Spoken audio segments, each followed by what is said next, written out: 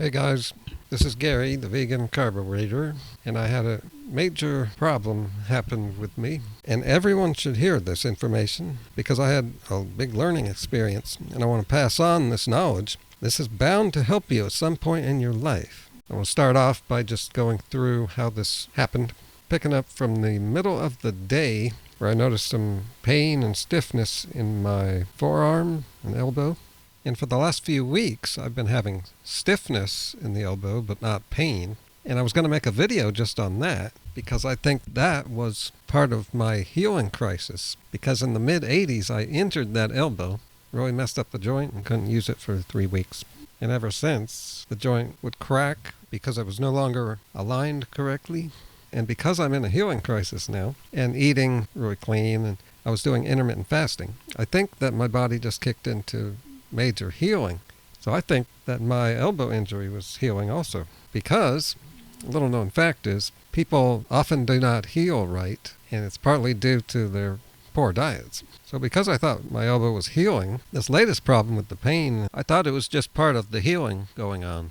This may have been a big mistake, and it might be just a coincidence that this was the same area of the body. So I continued to use it, using it with the mouse. And also earlier that day, I was making a video, and I was holding that big microphone up to my mouth, holding it for an extended amount of time, stiffening my arm. Looking back, I can see that I did a number of things that day that may have overused the whole arm, using the mouse a lot. By the way, I totally forgot about that video I was making, and I saw the clips on my computer, and I was wondering, did I ever finish that video? I never did. I can't even recall what the video was about right now, but I'll be getting that out. I'm most of the way done. I also did an exercise that I've never done before. So as this day went on, and I continued to use my arm, the pain just got worse. I thought it would just go away. So then came early evening, and at this point it had been maybe 5 hours, and the pain was getting bad enough, and I was thinking, if it just keeps getting worse, I may have major trouble sleeping. Like, I couldn't imagine being able to sleep like that. So I felt I needed to take some action. So I started doing some research on the internet. I also took some Advil, ibuprofen. So anyway, I made it through the night okay. I forget how. And frankly, I don't want to look back and remember. It was pretty disturbing. If it was earlier in the day, I probably would have went to the doctor, but it was too late. And I thought that if I still have this in the morning, that I will go to the doctor. I'm not going to mess around. And that's exactly what happened. It was no better. I felt this was an emergency simply because I was extremely uncomfortable. The pain was at a level. It just had the feeling like I would never get back to normal. I even started thinking about the things I would miss the most if I didn't have the use of my arm, aside from just regular life and being able to do general things. I mainly thought of playing the drums, which I've been really into lately. And I'm right on the verge of making a bunch of drum videos and be able to document my playing in video forever. It was also a problem moving and walking around, walking to the kitchen, because I couldn't let my arm just hang straight down. That would have been good, but it was kind of stuck at a 45-degree angle.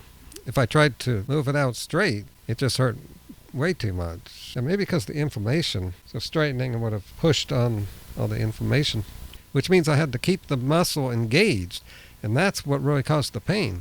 It took me a day or two to figure this out. Once I realized that, I was able to minimize how much pain it was. When laying down, I could relax the muscles by gently massaging the arm with the other hand. That was one of the biggest learning experiences. I learned a lot about pain and how to heal injuries. Anyway, I was able to get to the doctor that day, and this is the first doctor's visit that I've had in 22 years. I wanted to just make sure there was nothing really wrong that needed medical attention. The doctors did verify that it's exactly what I thought. It was overuse. Yeah, me and the doctor both agreed that this is lateral epicondylitis, commonly known as tennis elbow, because it's pretty common with tennis players overusing that area. And because of that, there wasn't much that the doctor could do, but the reassurance was good. I didn't have to worry anymore about what it was. I could just wait it out. He did give me a bandage. Wrapping that up helped, brought down inflammation, and told me to keep going with the ibuprofen. Well, speaking of ibuprofen, and of course putting ice on it and elevation and stuff like that, common stuff, I'll be talking about that stuff in my next video, where I'm going to cover how the healing has gone and the big revelation I had about healing, and it will benefit anybody to know this stuff. Tennis elbow symptoms is pain in the arm when there are movements like lifting an object. I wouldn't have done that.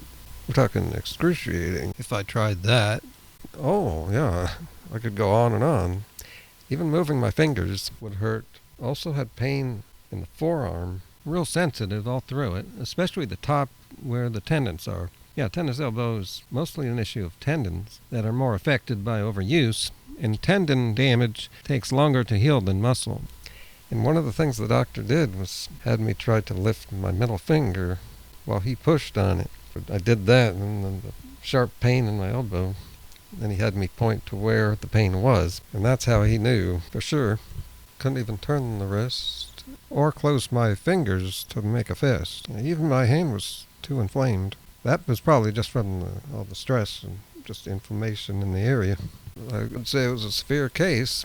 I didn't even try to change my shirt. Now to treatment. Rest. I definitely did a lot of that. Pain relievers. Yeah, ibuprofen. Procedures. And of course I looked up nutrition, foods to eat. Yeah, I did increase my protein just in case because I've been on a low protein diet. So I was doing everything I could to try to speed up this healing. Increase broccoli, not this stuff. Increase my nuts. And for omega-3 I was eating more flaxseed, sunflower seeds, and walnuts. Okay, here's the first thing I wanted to know. How long does it take to heal this? Wow, this is weird here. I haven't seen this. WebMD used to say, tennis elbow takes 6 to 12 months to heal. Oh, it's a good thing I didn't read this. I don't know about that. Should take hot baths. I would have done that in Epsom salt, but I couldn't get in a bathtub. I could get in maybe, but I wouldn't be able to get out. Anyway, I read somewhere that pain typically lasts from 1 to 3 weeks. So I decided that I was going to go with the 1 week because that was enough for me. I'll do whatever it takes to get out of this nightmare. I don't see why the pain would last so long. So anyway, around day 4 or 5, and nothing had changed, but this is where I made some changes. I stopped doing some things and took a different view of the healing process. And that's where we will pick up in my next video, the conclusion of this one, which you really need to see. I've had enough with all these setbacks. I know what the possibilities are for someone who's eaten a high-fruit vegan diet, and I'm tired of things getting in the way.